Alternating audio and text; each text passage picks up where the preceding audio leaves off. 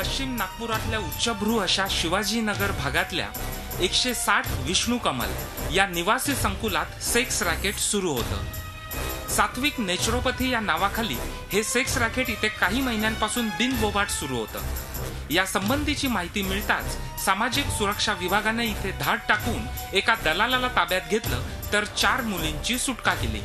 विशेष म्हणजे याआधी अशाच एका कारवाईमध्ये ताब्यात घेतलेल्या 3 तरुणी यावेळच्या कारवाई दरम्यान पुन्हा सापडल्या। हे सगळं बनावट आहे, बोगस आहे। यापूर्वी आम्ही सगळे यांची चौकशी केलेली आहे। कुठल्या तरी लांबचे यूपी मध्ये संस्थेचे घ्यायचं आणि कुठलंही प्रमाणपत्र काही नाही आणि आम्ही क्लिनिक आहोत।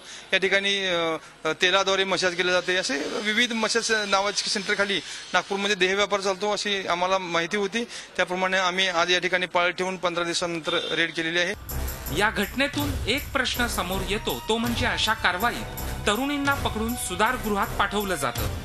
तिथून सुटल्यानंतर या तरुणी पुन्हा याच व्यवसायाकडे वळतात। ही वस्तुस्थितीच सारं काही सांगून जाते।